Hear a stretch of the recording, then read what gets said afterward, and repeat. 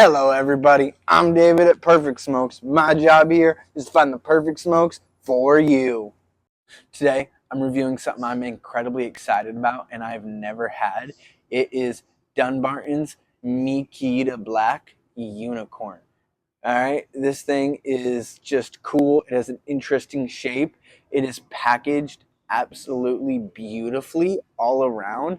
And on top of that, it is just awesome. You know, the tobacco is handpicked by Dunbarton, the 1% of all the tobacco. And it's hand rolled by the top roller in the factory. It is cool. It is awesome. It has an interesting perfecto shape to it. When it comes to the blend, it's USA broadleaf. Mexican San Andres is the binder. You got Dominican Republic, Honduran, and Nicaraguan fillers. So it's a very diverse blend coming from 4 countries. So really, let's just see what it has. And the only way we're going to find that out is with a cut and a light. So immediately on light up, I am just jaw dropped. It is chocolate and coffee bomb. And then you get struck with this meaty, almost umami type flavor. And I mean, this is more of a red meat lover stick than his actual red meat lover stick. There's something about this that is just out of this world on light up. And these perfectos sometimes don't burn real well. And of course, we are on light up, but man, that is already a great sign. And I am just like, what the heck? I'm hard pressed to say that any cigar is worth $100. But if this gets better and just keeps blowing my socks off, I might have to admit this is worth $100 because this is a level of refinement that is nearly impossible to find in almost any cigar. This is better than any Padron I've had already. And of course, we're on light up. But this is better than Cohibas right now. This is better than the Davidoffs I've had. And oh my gosh, like, I've had every one of his unicorns. And if this gets better, this is the best unicorn I've had. And I will smoke this to the point my fingers are burning. So let's see what this has. And I'll get back at you guys when I wrap up with the first third. All right, I'm wrapping up with that first third. And man, everything on this has just gotten better. You can see the burn line has been great.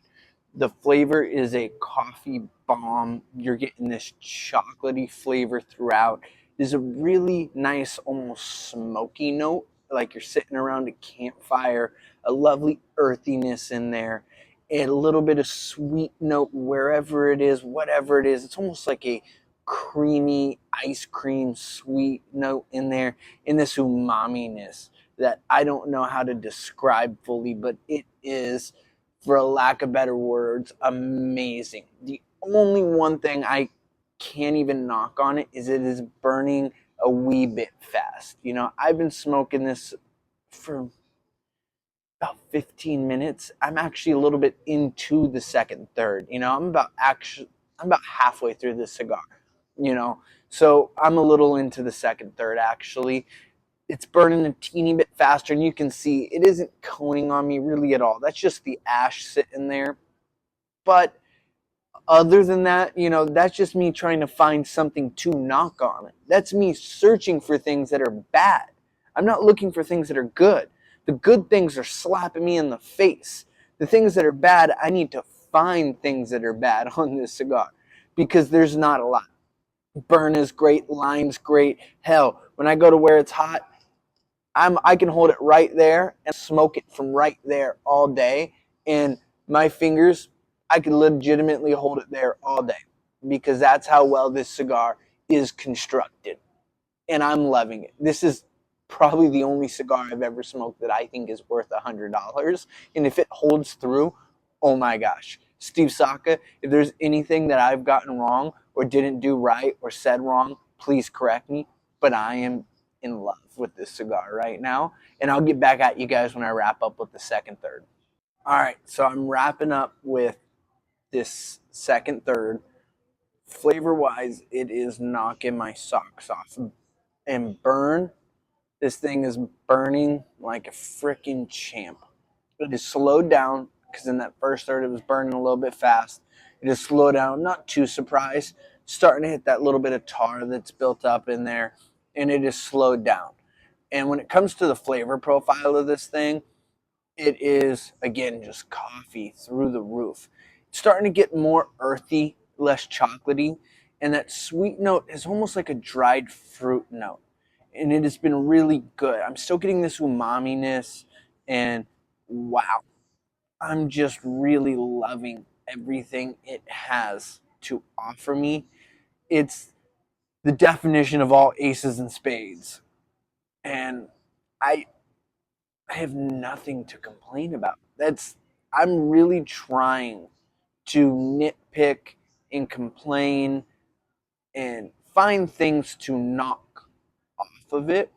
And there's not really too many to knock. It's not a very diverse flavor changes I'm getting in it.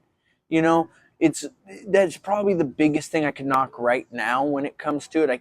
It's not having a diverse massive flavor change, but it probably wasn't blended to massively change flavors. It was blended to give you a consistent, amazing product, start to finish, that would make you need to just knock your socks off and then put them back on.